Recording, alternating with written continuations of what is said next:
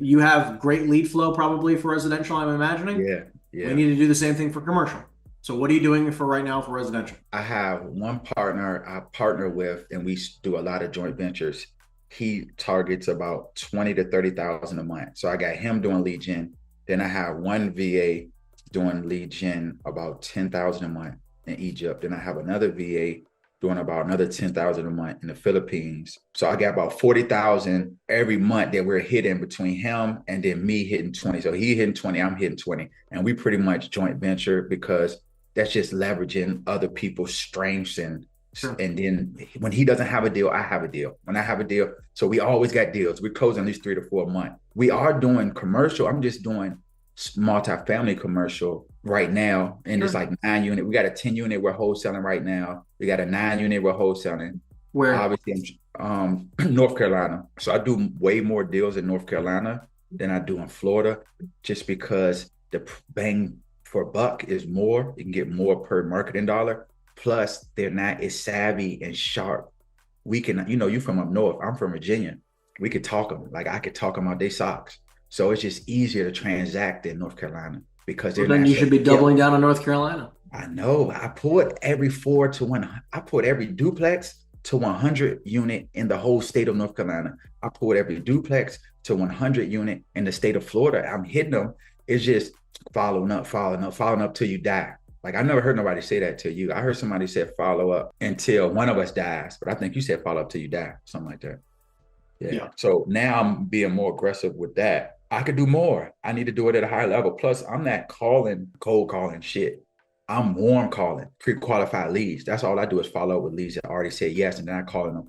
But I need to be cold calling these commercial because if you're doing it, who the fuck am I? If you can pull a very vetted list, like you're calling multifamily, right? Like, so I'm going to share my screen real quick, right? Like, obviously, I understand that, if you're, let's see if I can, for vetted lists as an example, right? Like, it's not just about pulling, multifamily, general, units, 5 to 100, right? It's not just about doing this, and then you add includes a phone number, sales, like because like most people would just pull this. Now this is every single property, let's say do North Carolina, Carolina. There we go. All right. So we're looking at 5,000 properties, right? Well, I like to go even more niche, which is like, okay, I want to look at things of like they bought it for very cheap, right? When they bought it for really cheap, right? They bought it for a very good. I mean, this works really well for like retail and industrial. They bought it for a very cheap price per square foot. Is But this being recorded? so I would like want to make sure that I'm making sure that they bought it for a steal because if I'm offering them a low price, I want to make sure they didn't pay a crazy price for it. You know what I mean? Like if they overpaid for it, they're gonna want to be overpaid for it. Next, I'm also gonna do like they bought it not within the last 20 years, right? Like so if I find somebody who bought something before, let's say the year 2000, right? What does this mean? If they bought it before the year 2000, it means what? They don't. One, they already got all the tax advantages, so they can't get any more, and they tired. They ready to retire. And they're probably old, right? The 25, they've been owning this property for 25 years. They got to be at least 50, And you that's know? being conservative. They probably 60 to 70. Exactly, Yeah. right? If that, right? So again, I'm down to 1,100 properties here. Now we can continue, right? Like now I want to go to like owner max properties that they own. I only want to talk to them if they only own 2 properties, right? Because if they own 10,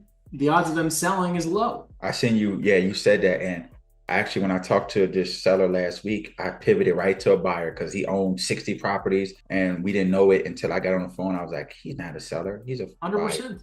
And I he pulled was a this. buyer. And he Yeah, and then was. look, right? So I pulled this list, and like everyone thinks this looks really good, right? Like 5 to 100 units. They only have 2 properties in their portfolio. They have not sold in the last 20 years. But guess what? This also doesn't include, like, look at this. They built this property in 2019. They built this property in 2021. Built it Yeah. in 2017. I'm not looking for brand new fucking construction.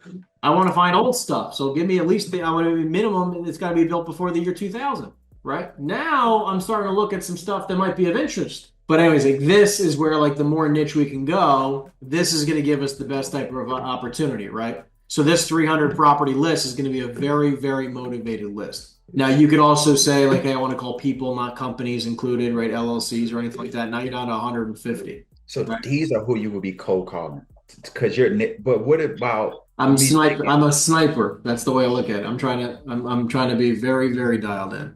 just from my understanding, since we do like mass marketing, I don't niche it down so much because I'm trying to just machine gun whatever stick Yeah. because it might have a deal and it But might be I'm a trying to property. that's why I'm saying, the more niche you can get with your list, the higher the likelihood. Like, think about it. If you had your guy, right, calling 10,000 properties of a list of this motivated, you'd probably get a lot more qualified leads. Like get that many if it when we niche it down it really ain't that many. Well, because then you just stop just calling North Carolina. I mean, like, or watch this, right? 50 This is states. just multifamily. Get rid of Yeah. multifamily. Now you got 538. You have 538 properties. And if you don't want to do 25 years, I mean, you can go to 20, right? Right. Go to 20 years, right? Start edging up a little bit, right? Now I got 764 here now. You could edge this up instead of two, you go to three, right? I'm at 920. Yeah. Don't do person. You could do LLCs and people, right? You know what I mean? Like if you start just now, it's like this is just North Carolina. North Carolina alone has 1,600. If you want to go, that's only 20 years. Maybe you go to 15 years, right? You go 2010, Yeah. and then all of a sudden, like again, it's not unbelievable. But You're it's getting a a little bit lot. less niche, but Yeah. you start having at least a little bit more properties. Now this is just North Carolina. Let's do Florida. And I'm from Virginia, so I can do anything in Virginia.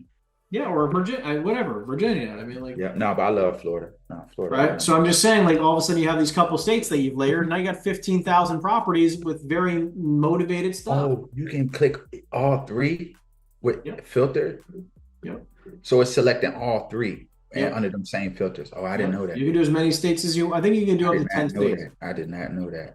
Yeah, I think it'll do Yeah, 10 I've states. actually virtually wholesale, I think, in 14 states. Yeah, and So like, look, I you can definitely, even then you can go one step further, right? Which is like then you can go to I only want to target properties that are at least 10,000 square feet. So now you're yeah, not targeting tiny little stuff. So now it's like, yeah. okay, great. Now I can start targeting a little bit bigger properties, so on and so forth. So let's get you niched out. Let me So I need to go ahead and get me around me again and stop playing. anyways, you start there and you just get really niche. Go sniper. Stop machine gunning for a minute. Get your guys to be really focused on a couple of decent lead lists, and you'll have a little bit higher of a conversion rate. But and by the way, it's both, right? Like I don't ever tell my guys that it's just that, right? Like, obviously we have a lot of exports too, but we pay for it. I think that there's a lot of ways that that your lead generation team can make slight pivot and adjustments that aren't just blasting every single property in the entire state. Yeah, definitely. Let's see. What does your team kind of look like far as the off market? So what we'll do with off-market deals, as soon as we get I mean, obviously, the process in regards to making an offer on it, trying to lock it up. You got you're trying to do your best to negotiate the best that you can. And once you have them locked, or we don't, because I don't lock up everything. I mean, it's part of what we do, but I don't lock up everything. So if I just get a response from a seller after I've made my offer, I made my very aggressive offer. Okay. It's not Mhm. about them signing that contract for me. I don't care if they sign the contract. I'm a broker. I don't give a fuck if they sign my contract, but because I'm trying to negotiate them down as much as I possibly can. But what Yeah. I care about is a counter, something they will accept, because then I can go to the market and I can go to my buyers ahead of time without having to lock it up. I can go to my buyers ahead of time and get feedback, and I can have this feedback loop that's a lot faster. So before I even spend $1 on locking a deal up, I can make sure I double check with my buyers. Hey, is this even something you'd consider? So you don't care, you don't because of, I guess your experience or your reputation, it doesn't matter to have it under contract before you reveal the address. Right. With single family, you do that, your deal might be, especially in Miami, your deal might be gone tomorrow. I understand, but in But commercial, it's a little bit different. They're a lot more sophisticated, more integrity, right? a lot more integrity. So Yeah, I it's got like, my but I head also have a bust lot of open. VIP buyers that I'm good friends with, right? So I go like, oh, okay, got it. I'm prospecting for these guys, right? Like, what's bet? Imagine this, Logan, in the commercial world. Imagine if you had 10 guys. Okay, they all buy 5 to 10 properties a year, any asset class you choose. Okay, multifamily, industrial, retail, whatever it is, and all you did was that you prospected for those people, knowing that they were your buyer. That's what I'm gonna do. Just like in the residential world, you have a couple flippers and a couple markets, right? You're like, I know these guys buy. Yeah. Right? I just got to find them deals in their markets. It's the same freaking concept. It's like I just want to have a couple buyers where I go prospect for them. I'm their acquisitions arms. They give me their criteria. I'm their acquisition division. I just go out and find deals for them. Right? And every time I find something that's in their market, that's an asset class that I know they're going to like, I just bring it to them. And I don't care if I have it locked up or not. I served 10 years in the Army. I got out the Army, started working for the government 5 years. But my rebellious nature of wanting to work for myself, I never did like reverse wholesaling strategically. I did it on accident. Like I have a seller I thought was a seller. She ended up being a buyer. She said, "What you got?" Found a deal, and then she bought it. She told me the price. I negotiated. That's how I got my very first wholesale deal ever. But since then, I always felt like I don't want to work for these people because they're gonna try to lowball me because they try to butter me up to always be in position where I never can buy the deal. I always can sell it to them. So I'm always gonna be their little brother. So I never really wanted to do that. But listen to you say that I could do that in commercial and it's okay. I can be the little brother of somebody that's got 100 million. I could be your little brother. You got 50 million. Yeah, I'm cool with that. But when you got 500,000 and I got 50,000, I want to pass where you at. So I don't even want you to hold me down. So I never really looked at it until you said it, because when I sent you those buy boxes, I got those people from Commercial Academy. Yep. Like one of those guys buy boxes I sent you, he got over 600 million. He's right here in Boca. Yeah. 600 million in real estate owned commercial. Yep. And he's one of the top guys in the Commercial Academy. He's going to be this host, most host of the event in Vegas they got coming up next week. So if I just bring him a deal, I know he'll buy it if it meets his criteria. Hearing you say that, let me know that's exactly what I need to do. I just need to go and realign with his criteria. The other girl criteria I sent you, she's with the woman of the year, like top commercial woman in maybe in the US or something like that. She won an award. I'm very familiar with a lot of people in the Commercial Academy. Yeah, I see they follow you. And I see Joe Scott. I see Jay Scott follow you, which is crazy. How'd you get that? How do you know him? Did you bring him a deal? No, I randomly noticed he followed me. No, that's crazy because he don't follow nobody. I'm seeing that would be the smartest thing instead of being all over the damn place, niche down and just prospect for the people that's already at that level where I can get a piece of the watermelon.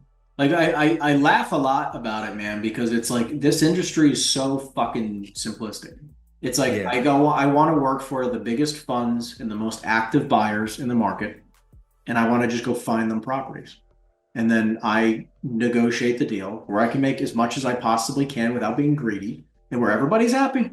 And sometimes it's freaking 1%, and sometimes it's 6, 7, or 8. But that's it. And all I get to do is I get to find, if I want to do more business, I get to find more active buyers and more deals for them. And that's it.